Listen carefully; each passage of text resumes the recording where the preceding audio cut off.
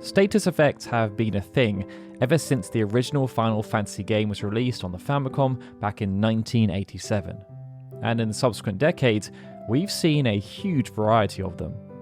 By now, we're sure you're familiar with beneficial conditions like regen, bravery and haste, as well as negative afflictions such as blind, poison and petrify. There may be slight variations in terms of functionality between games, but we generally know what to expect from these common conditions. However, there are some status effects you might not be quite so familiar with because they've only ever appeared in 1 or 2 titles. And it's these rare and unusual conditions that we're going to run through in this video. Now, we've talked about obscure status effects on the channel in the past, and just as before, we'll be limiting the discussion to 1 entry per title, even though several of our viewers pointed out that we probably could make an entire video about weird status effects in Final Fantasy XII and Tactics alone. This time, however, we've scoured the comments section of the previous video and compiled a list of obscure status effects that you, the viewers, thought were worthy of mention. So let's dive right into our first entry, which caused nothing but trouble for some people who were playing Final Fantasy IX. Hailed by fans and critics alike as a celebration of the series' roots, Final Fantasy IX was filled with creative reimaginings of Final Fantasy's best-known features.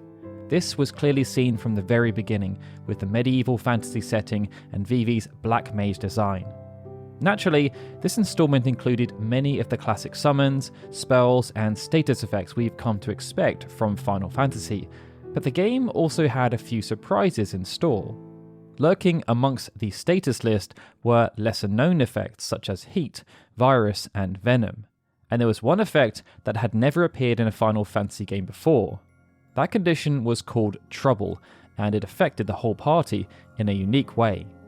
Instead of hindering the character that had been targeted, as you would expect from a status effect, Trouble meant that half of any subsequent physical damage dealt to that character would also be dealt to the rest of the party. Considering that Final Fantasy IX's party consisted of 4 characters instead of 3, those hit points could rack up incredibly fast. And Trouble's effects were therefore even more disastrous if the character who'd been targeted happened to be your tank. Worse still, Trouble persisted even after battle, and could only be cured by using Anointment, which was appropriately enough spelled using the word annoy. If you didn't have this item to hand, then your only solution was to switch the afflicted character out of the party until they could be healed, lest they become a complete liability. In short, it really was Trouble by name, Trouble by nature. While this was a relatively rare status effect within the game, Trouble could be afflicted by a variety of different enemy attacks, including Trouble Counter, Trouble Tail, and the delightfully named Trouble Mucus. It could also be used offensively though, as Zidane could inflict trouble on enemies using the Annoy skill, but it's debatable how useful this tactic actually was, seeing as encounters with large groups of powerful enemies were fairly uncommon. However, there were 2 advantages in having Zidane learn this skill. First, it would enable him to use the Dying skill Stellar Circle 5 while in trance mode, a strong attack that could hit enemies with a powerful tornado. Second, it made it easier to obtain the rare trophy, a Clean Bill of Health, which required players to have a single character affected by all status ailments, both positive and negative, which included Trouble. Thankfully, they didn't need to be afflicted by all those statuses at the same time. In the comments section of our last video, many of you were quick to point out some of the rare status effects from Final Fantasy XII. These include Reverse, which switched the effects of healing and damage, Oil, which wreaked havoc when fire was added to the mix, and Disease, an infuriating ailment that caused a character's maximum HP to drop down to their current HP, which persisted even after they'd been KO'd and revived. This time though, we've chosen to go with X-Zone, which was dealt by the demon walls guarding the Tomb of Wraith wall. Demon Wall, which had 1 optional encounter and 1 mandatory, was an extremely intense boss battle, as the enemy would chase the party down a narrow walkway during the fight. If the Demon Wall reached the end of the line before being defeated, the heroes would be crushed to death, resulting in an instant game over. To make matters worse, Demon Wall had a unique way of cutting the party down to size. Aside from wielding a range of status spells including Blind, Doom, Silence, and Sleep, Demon Wall could also remove one character from the battle entirely using Telegar. Telegar had made a few appearances in Final Fantasy before, usually as a helpful white mage spell used to escape from dungeons, but here it was used to cast characters into the Void, or the X Zone, where they could no longer assist the party or be revived. As if the pressure of being pursued down a narrow corridor by an angry piece of architecture wasn't enough, you then have to fight back with one less character. The only way to get party members back from being X-zoned was to then leave the area after the battle. Of course, the characters never spoke about their ordeal afterwards, so we still have no idea what the X-zone is like or what happened to them while they were there, but you just know you're having a bad day when even the walls are out to get you. Spells that debilitate characters by turning them into animals have been seen throughout the series, often walking a fine line between being amusing and annoying. Anyone who's been turned into a toad will know this all too well, and will no doubt appreciate the value of the Maiden's Kiss item. Unless, of course, it happened in the Final Fantasy VII Remake series, as the toad's designs are actually quite adorable. Now, in the previous video, we mentioned the lesser-known chicken status from Final Fantasy Tactics, where a drop in bravery could turn your party into poultry. With that in mind, this time we thought we'd focus on Pig from Final Fantasy IV, as recommended by our commenters, because it did exactly what you might think. And much like toads and chickens, pigs aren't generally known for their combat skills, meaning characters afflicted by the status couldn't do very much in battle. Almost all commands were disabled, and characters were unable to cast magic, with the exception of Asuna, but only outside of battle, or the Pig spell, the latter of which would reverse the effect and turn the characters back to normal. Most players discover this effect in the town of Mysidia, after an encounter with a witch who turned the entire party into pigs. But while it was technically possible, not to mention funny, to carry on the campaign with an army of war pigs, it was a much more practical idea to change yourself back, which could be done using a remedy, casting Asuna, or by sleeping it off in an inn. But weirdly, being KO'd and revived wouldn't cure the condition. There was also an item in the game called Diet Ration, which was used exclusively to reverse the effects of Pig. The name was unusual, presumably to stop the character from pigging out, but we think they missed a trick by not naming this curative item Ointment. Status magic in Final Fantasy VIII had some interesting perks thanks to the game's junctioning system. Not only could spells be paired with the character's attack, giving them a chance to inflict a status effect, junctioned magic could also boost a character's stats, and sometimes in surprising ways. One spell unique to the game was Meltdown, which caused the status VIII. As well as instantly reducing a character's vitality to 0, Meltdown also did the same for their spirit stat, making them highly vulnerable to physical and magical damage.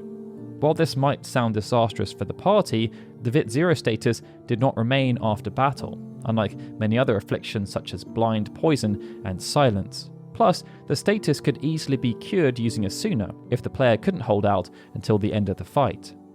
However, Meltdown turned out to be an extremely effective status effect to use against enemies, especially bosses. The effect wouldn't wear off over time, so casting just one Meltdown at the start of the battle would grant players a considerable advantage for the rest of the fight. And while high-level monsters and bosses were typically immune or resistant to most status effects, this didn't seem to be the case with Meltdown. Not even the final boss of the game was immune, and none of these enemies seemed to have the ability or common sense to heal themselves of this affliction.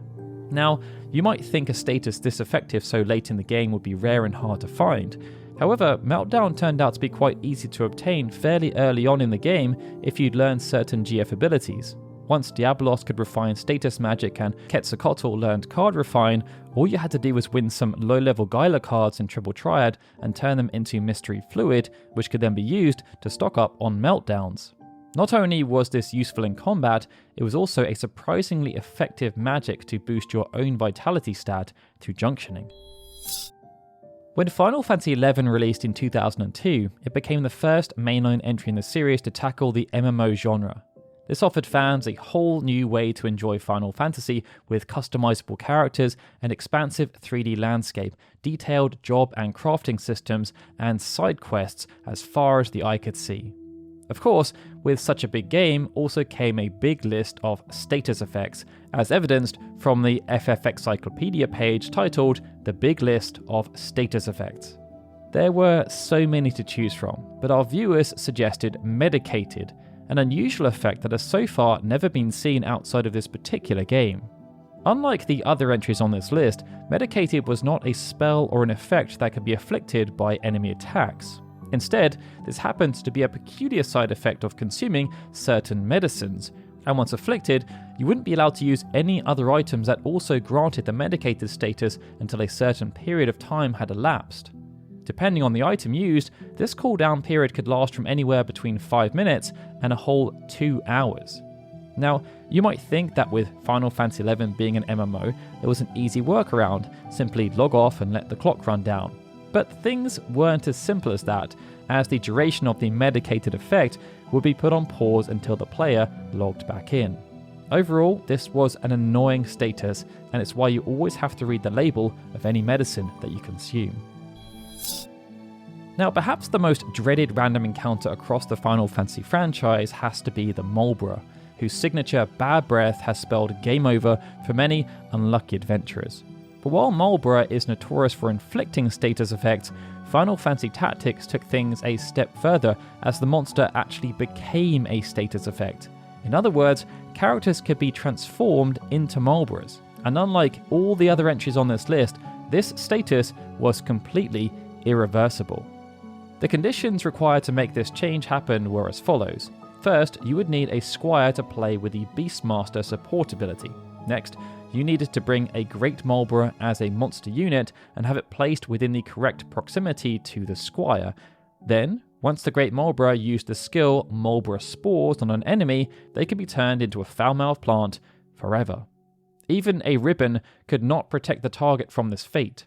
But the Malboro status could not be applied to special characters, only generic enemies and allies could be affected. As if this wasn't bizarre enough though, the new Malboro unit would retain its human quotes when in rendezvous or melee mode, according to Final Fantasy Tactics YouTuber J7Jace. Aside from being one of the most unusual status effects in the entire series, Malboro is also one of the most obscure.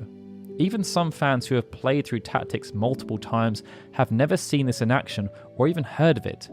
Overall, Malboro Spores was a pretty bizarre addition to the game, and one that gave a whole new meaning to the phrase, "If you can't beat them, join them." So far, we've had wolves, pigs, and killer plants on this list of weird and obscure status effects. But now we're going to round things off with a nod to man's best friend. The Final Fantasy series has seen canine companions galore, such as Angelo in Final Fantasy VIII, Yojimbo's pet Diogoro in Final Fantasy X, and Torgal in Final Fantasy XVI. But this final entry is all about Interceptor, Shadow's faithful dog from Final Fantasy VI. As the name suggests, Interceptor's role in battle was to intercept physical attacks against his master, and he could counterattack the enemy with Wildfang and Takedown. Similar in appearance to a Doberman, Interceptor was fiercely loyal to Shadow and rarely left his side throughout the journey. The reason Interceptor counts as a status effect as well as his supporting character comes down to the in-game mechanics and what would happen if the player let Shadow die. For the purposes of battle, Interceptor was considered a passive, invisible status of Shadow's. However, if Shadow died, the status of Interceptor would be gained by Realm, the only other character to whom Interceptor was loyal. This status could though be given to other characters too thanks to a well-known bug. However, in doing so, you could run the risk that Shadow would lose Interceptor forever, and well, that would just be a huge shame on all accounts. With that though, they were 7 of the most obscure status effects you could be afflicted with across the entire Final Fantasy franchise, as chosen by you, the viewers. Be sure to let us know in the comments below though which of these you've fallen foul to, as well as which you feel are even more obscure and weird. And of course, if you enjoyed the video, please feel free to hit that like button and subscribe to the channel. Alright everyone, with that, this is Darryl signing out. As always, I'd like to give a big thank you to all of our Patreon and YouTube membership supporters, especially Benjamin Snow, The Livestream, Gregory, Justin Dent and Sukun TDK, who are super special Onion Knight supporters, and of course, a big thank you to everyone for watching this video. I'll see you all again soon for more Final Fantasy goodness.